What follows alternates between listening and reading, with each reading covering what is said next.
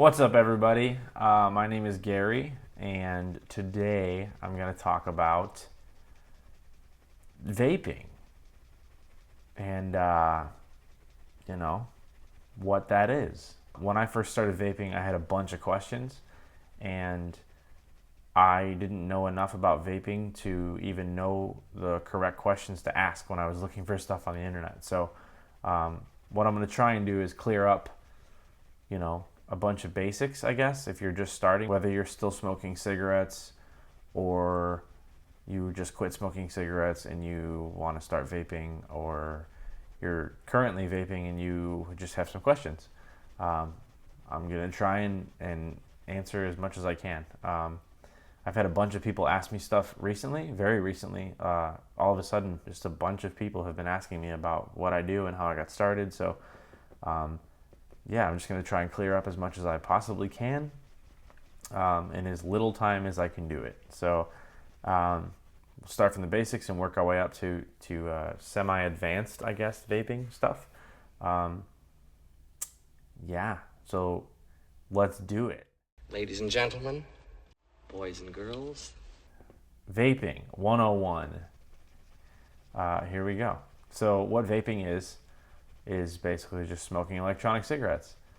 And it's just a cool little name for it. When I first started doing it, I didn't really know what vaping was. And I would look up stuff online and I'd see all this stuff about vaping and I'm like, what is vaping? I smoke cigarettes. I don't know what that is. So the more I read about it, the more I realized that it's just a cool little name for smoking electronic cigarettes. Okay, so what do you do? How do you get started? Where to go? What are we going to talk about? The very start of everything, I guess, is what vaping is. What an electronic cigarette does. So basically, you've got a battery, an atomizer, and juice, and you're good to go. But that's not really telling you what it is, so let's break all of those down. Your battery, they come in a bunch of different sizes, and the life expectancy per se is larger with some and shorter with others, and whatever. So but whatever. So it doesn't matter right now. Your battery, whatever size it is, provides power to the atomizer, which then heats up the coil, and the coil is wrapped around a wick or cotton, and the wick or cotton is soaked in juice. So when the coil is heated, it vaporizes that juice, and that's what you breathe in. And that is kind of vaping in a nutshell, and we'll break down all those individual parts in a second, but that's essentially what it is. I mean, you smoke a cigarette, you drag on the filter, I guess some of the crap gets filtered out, and then you get the nicotine and all the other stuff in the cigarette, and you're happy. With vaping, you're still getting nicotine if you choose to, and that's it. Like, no additives, no tar, no anything. And again, this is not a video to knock smokers or to bash anyone for whatever choices they make, but this is strictly just kind of giving you the basics on vaping and what it is. So your battery provides power to the coil, which then heats it, which then vaporizes the liquid soaked in the wick, run through the coil, and you inhale it. And it's awesome. So for example, this is kind of an advanced, we don't really need to break this down yet. We'll get to there later, I guess, but just to show you what it looks like.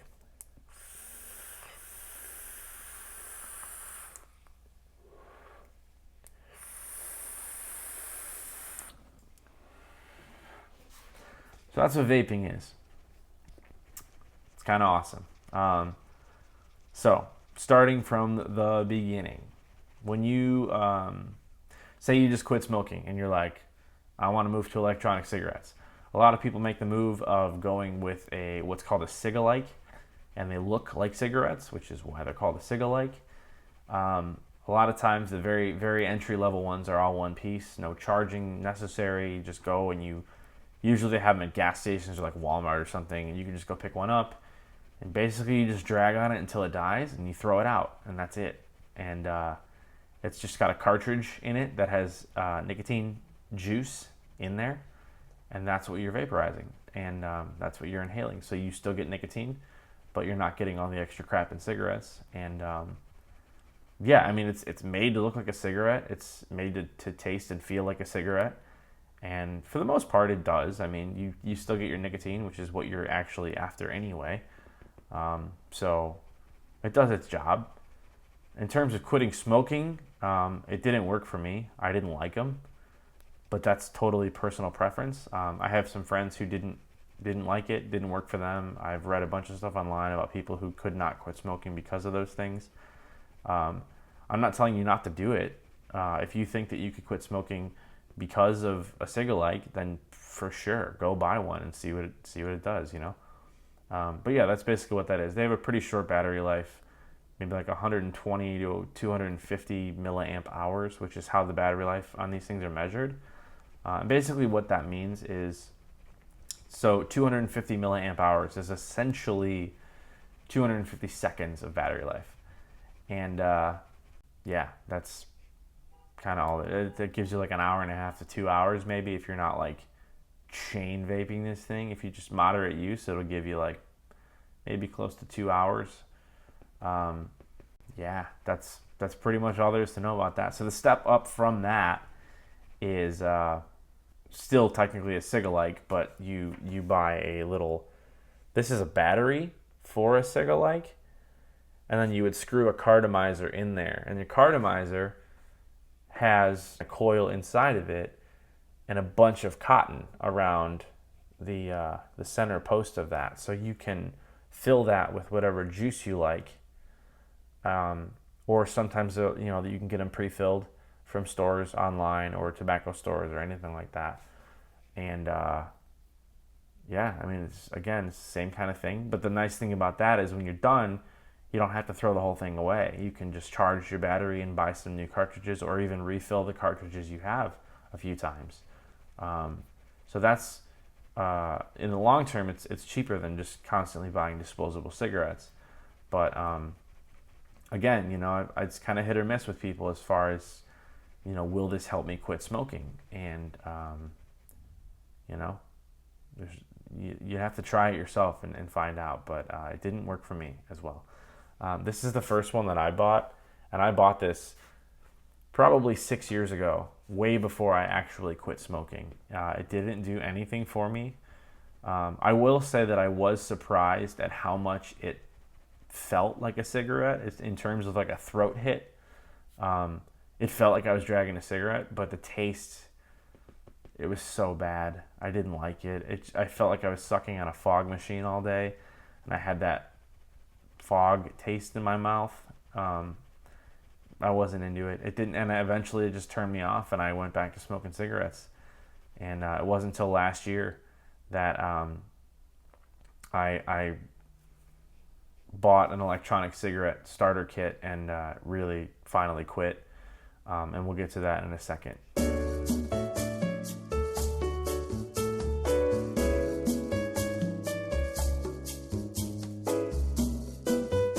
Sorry, I had to turn some lights on. It's getting kind of dark in here. But anyway, so the next step above that is, I feel like this is where most vapors get started, and it's called an ego battery, and that's what this thing is. This is literally just a battery here, and you push the button 5 times, and it turns on and off like that. Like I think I just turned it off. Yeah, just not firing, so I turned it off. If I hit it 5 times, it turns on and it fires like that. So you would have an atomizer, clearomizer, cartomizer, whatever you want, attached to the top of it. So I'll go ahead and attach one here. And you just push your fire button, and it, like I just said, there's an atomizer in here, heats up the coil. Juice is filling this tank, which soaks the cotton. And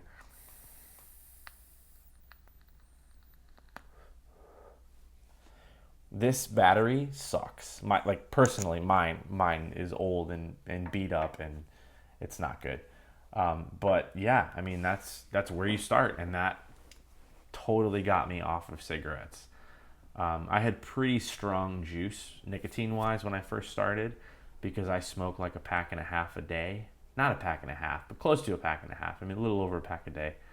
And yeah, I needed some fairly heavy nicotine to get that same satisfaction that I got from a cigarette. So I chose to go with 18 milligram juice right from the get go, and I loved it, man. It felt like a cigarette, but it tasted so good because of the flavors I got, and yeah. So that's awesome. I mean, Okay, so what goes into it? You've got your Claramizer here that you fill with juice, and the juice. So here's how juice works: electronic cigarette juice, or e-juice, or e-liquid, or whatever. It is made up of 4 things. You've got PG, which is propylene glycol; VG, which is vegetable glycerin; nicotine, if you choose to have nicotine. You can get it with no nicotine if you don't want any, or you can get it as high as 36 milligrams if you love nicotine. So there's that. And the 4th and most important is the flavoring that you can add. With vaping being what it is now and as popular as it has become, you can find pretty much any flavor you want on the internet. And I've actually gone out of my way to try and think of ridiculous flavors where it's like nobody would ever make a flavor that tastes like this or this. And sure enough, there's a bunch of weird crap that you can buy and vape if you want to. Like, I think the weirdest thing I've seen is there's bacon and pizza and roast chicken and stuff, which just sounds disgusting to me. And some people may love it, and that's awesome. And if you vape pizza juice or bacon juice, I want to hang out with you, because I could not do that. And that's awesome. So, props to the people that can smoke that crazy stuff, but I can't do it. So anyway, yeah, that's the juice, and you can get some really, really awesome flavors. I prefer the sweeter, fruity stuff, and there's a lot of stuff that's bakery-ish stuff, like blueberry muffin and strawberry muffin and stuff like that, and creamy, I don't know, whatever, coffee stuff. I don't really like coffee stuff, but there's coffee flavoring stuff that tastes pretty good. But yeah, there's a ton of literally anything you can think of, somebody probably has a juice made for it. So yeah, that's one of my favorite parts of vaping, is that there's always new stuff to try, and most of the time it tastes pretty good. So yeah, I'm getting off track. That's these ego batteries, which is kind of the beginning for serious vaping. They come in 650 milliamp hours, 900, 1100, 1300, things like that. You can't control anything. You just push the fire button, and that's the power it provides to your battery, 3.7 volts. And yeah, I mean, it's really all you need. And if you're just starting out, that's more than enough. You don't need anything crazy. Now, moving beyond that would be variable voltage ego style batteries. And what I have here is called a vision spinner. And what that means is the bottom of this spins. It's pretty simple. But it lets you control the voltage of the battery. So it goes from 3.3 all the way up to 4.8. And basically what that does is lets you control the heat of your vapor and the amount of nicotine that you get from that vape. Obviously, the higher the voltage, the more nicotine you're going to get, the more heat you're going to get on the vapor. Some people like a hot, warm to hot vape. I personally prefer a cooler vape, but it's totally up to you. Whatever you feel like, whatever you're into, you can do it. And a variable voltage battery like that is an awesome step up from a normal, basic ego battery. So when you kind of put the control in the user's hands, it opens up a lot of doors to things you can try. You can also get different, the coils inside of your atomizer come in different ohms. So if you get, for example, like a 2.5 is considered a standard resistance, but it's pretty high. Like you're going to need a lot of battery power. Not a lot, but a good amount of, you'd probably vape that at like 4.3 to get a nice pleasant vape out of that. Some coils are like 1.5 or 1.8. That's a low resistance, and you're going to need less battery power on that because it's a lower resistance coil. So there's just little things, and without going too much into detail on all these different things, I don't want to get sidetracked. I feel like I'm doing that this whole video, but so that's kind of what that is. That's the variable voltage ego style battery. I have my notes in front of me, which is why I keep looking down. Okay, so beyond that, I was doing that for a while. I had a variable voltage mod, the spinner, the ego style battery, and then I moved to what is called a VAMO V5, and this is variable voltage and variable wattage, so you can choose between voltage and wattage mode, whatever you prefer, and you have full control over all of that. This one goes all the way from 3 volts to 6 volts, and from, let me see the wattage, I think it might be, I don't remember where the wattage starts. I want to say 3 watts to 15 watts. So it's a pretty, you got a lot of options there. You can decide what you want. I've personally never used it at 15 watts because I always get low resistance coils and it just tastes like I'm vaping fire and it's not good. But you can do that if you're into that. Give me a second. Just want to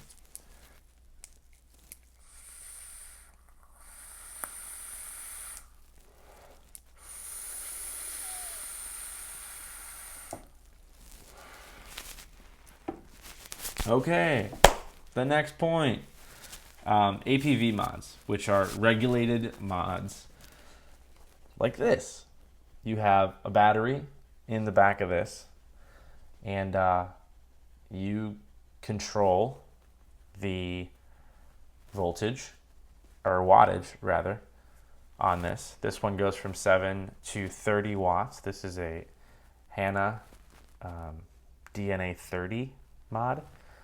And it's nice because you can't control the voltage, but it tells you what the voltage reads at, and it also tells you what ohm your coil is at. So right now this is a 0.4. This is considered a sub ohm coil. If you're just starting out with vaping, don't do this because you could blow your face off. If you're not smart about it, obviously, do your homework and all that stuff and read about battery safety and all of that before you even consider doing sub-ohm vaping, because it can potentially be very dangerous. If you know what you're doing and you're safe about it, it's great, and that's how you get like super fat clouds and great flavor and all that stuff. But that is not for this video. This is just kind of explaining the basics of everything. So this is a regulated mod. And all that means is you have your battery in here and you can control the wattage like that. It's kind of a step up from this VAMO. I mean, this is a regulated mod as well. But this is nice because with sub-ohm vaping, this VAMO will only fire a coil 1.3 or higher ohms. This you can fire 0.2 or 3 and higher. So if you're into sub-ohm vaping, you can get something like this and still fire and control your wattage on a sub-ohm coil. So that's nice. The next step beyond regulated mods would be mechanical mods, which is something like this. There's no buttons or anything on it. Basically all this is just a housing. This piece right here is the mod, and it's just a housing for your battery.